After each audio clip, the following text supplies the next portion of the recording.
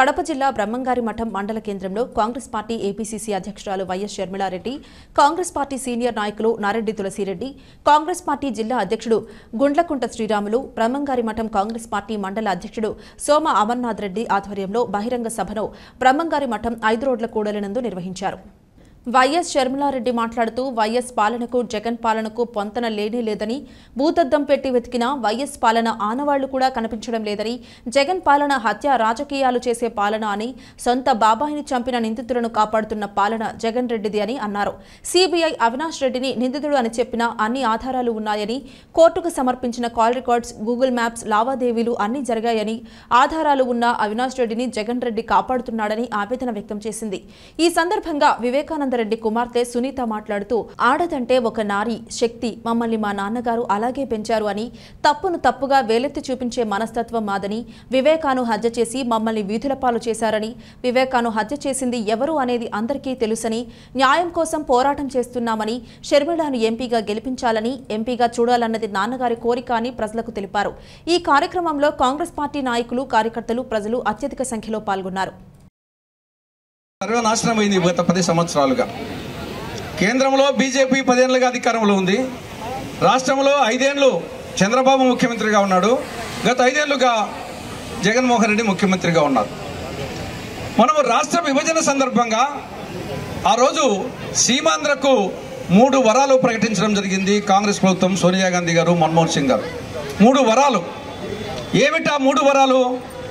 రాష్ట్రానికి సంజీవని లాంటి ప్రత్యేక హోదా అమలు చేయడం, రెండవది రాయలసీమకు, ఉత్తరాంధ్రకు బుందేల్ఖండ్ తరహా స్పెషల్ డెవలప్మెంట్ ప్యాకేజీ అమలు చేయడం, మూడవది విభజన చట్టంలో 108 సెక్షన్ల కింద 13 షెడ్యూళ్ల కింద దాదాపు 5 లక్షల కోట్ల రూపాయలు విలువ చేసే ప్రయోజనాలు రాష్ట్రానికి అందించడం.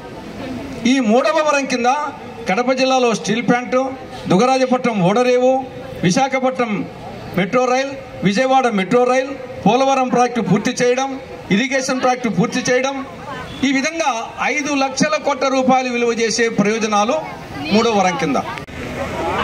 బ్రహ్మంగారి మఠం ప్రజలకందరికీ నమస్కారం. ఈరోజు నాకు చాలా చాలా బాధగా ఉంది. ఇక్కడికి రాకముందు కొందరిని కలిసి వచ్చాను. కడప జిల్లాకి వైఎస్ రాజశేఖర రెడ్డి గారు, వైఎస్ వివేకానంద రెడ్డి గారు చాలా చాలా ముఖ్యం. మీ అందరికీ చాలా ముఖ్యం. ఈరోజు నేను కొందరిని కలిసినప్పుడు వాళ్ళు నాతో చాలా బాధపడుతున్నారు. ఇదేంటమ్మా మీ కుటుంబం ఇట్లా చీలిపోతుంది, నిలువులా చీలిపోతుంది, మమ్మల్ని. అప్పు లేని రైతున్నాడా మన రాష్ట్రంలో? అప్పు లేని రైతున్నాడన్నా మన రాష్ట్రంలో? మొత్తం అందరము నాశనం అయిపోయారు. ఆలోచన చేయండి. ఆ రోజు రాజశేఖర రెడ్డి గారి కొడుకు జగన్మోహన్ రెడ్డి గారు చెప్పిన మాట, 4000 కోట్లతో పంట నష్టపోతే, వరదొచ్చో కరువొచ్చో పంట నష్టపోతే ఒక నిధి ఏర్పాటు చేస్తాము, ఏ రైతు నష్టపోయినా ఆ నిధిలో నుంచి డబ్బులు ఇస్తాము అని చెప్పారు జగన్మోహన్ రెడ్డి గారు. ఎంతమంది పంట నష్టపోతే ఎంతమందికి డబ్బులు ఇచ్చింది ఈ ప్రభుత్వం? వైసీపీ ప్రభుత్వం ఎవరికీ డబ్బులు ఇవ్వలేదు. అసలు రైతులు నష్టపోతున్నామో, ఆత్మహత్యలు చేసుకుంటున్నామో అని గోలు పెట్టినా పట్టించుకొని ప్రభుత్వము జగన్మోహన్ రెడ్డి గారి ప్రభుత్వంలా తయారైంది. రాజశేఖర రెడ్డి గారు ఉన్నప్పుడు ఇన్పుట్ సబ్సిడీ ఉండే, ఎరువుల మీద సబ్సిడీ ఉండే, డ్రిప్పుల మీద సబ్సిడీ ఉండే, యంత్రాల మీద సబ్సిడీ ఉండే. ఇప్పుడు ఏదైనా ఉన్నాయా అంటే కనీసం డ్రిప్ వేసుకోవడానికి కూడా ప్రభుత్వం సహాయం చేయటం లేదు. అంటే ఇది రైతుల ప్రభుత్వము అని ఎలా అనుకోవాలి? ఒక రైతులే కాదు, మొత్తం అందరినీ మోసం చేసింది వైసీపీ ప్రభుత్వం. ఆలోచన చేయండి. మాట మీద నిలబడేవాడు రాజశేఖర రెడ్డి గారు. కానీ జగన్మోహన్ రెడ్డి గారు ఎన్ని మాటలు ఇచ్చారు. మేనిఫెస్టోలో పూర్తి మద్యపాన నిషేధం అన్నాడు.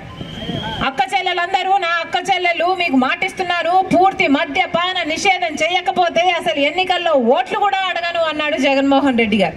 గుర్తుందమ్మా?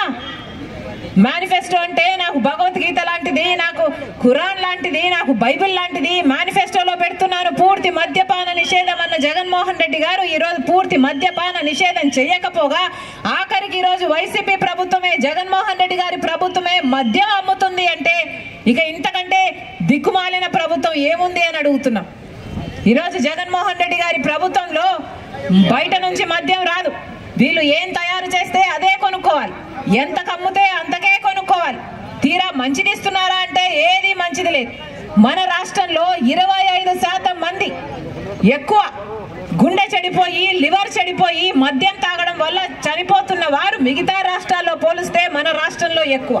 కూడా ఉద్యోగాలు రావటం లేదు. ఏం చెప్పాడు జగన్మోహన్ రెడ్డి గారు? అధికారంలోకి రాకముందు 2,30,000 ఉద్యోగాలు ఖాళీగా ఉన్నాయి, నేను అధికారం లేకొచ్చిన వెంటనే భర్తీ చేస్తానని జగన్మోహన్ రెడ్డి గారు ఈ రోజుకి 5 సంవత్సరాలు అవుతుంది. 2,30,000 ఉద్యోగాలు ప్రభుత్వ శాఖల్లో ఖాళీగా ఉన్న ఉద్యోగాలు ఈ రోజు వరకు కూడా ఇంకా 2,25,000 ఉద్యోగాలు ఇంకా ఖాళీగానే ఉన్నాయి. మరి ఎందుకు భర్తీ చేయలేదు? ఆ రోజు జగన్మోహన్ రెడ్డి గారు చెప్పిన మాట 23,000 ఉద్యోగాలు టీచర్ ఉద్యోగాలు ఖాళీగా ఉన్నాయి, నేను అధికారం లేకొచ్చిన వెంటనే మెగా డిఎస్సి అమలు చేస్తాను అన్నాడు. ఆ రోజు చంద్రబాబు గారు 7,000 ఉద్యోగాలు డిఎస్సి విడుదల చేస్తుంటే సిగ్గులేదా చంద్రబాబు అని తిట్టాడు జగన్మోహన్ రెడ్డి గారు. మరి ఈ రోజు ఏమైంది? ఈ రోజు జగన్మోహన్ రెడ్డి గారు 23,000 ఉద్యోగాలు ఖాళీగా ఉంటే మెగా డిఎస్సి ఇస్తానని చెప్పిన వాడు ఈరోజు దగా డిఎస్సితో 6,000 ఉద్యోగాలకు నోటిఫికేషన్లు ఇచ్చారు. అది కూడా ఎప్పుడు ఇచ్చారు? ఎన్నికలకు ముందు. అంటే 5 సంవత్సరాలు నిద్రపోయారు.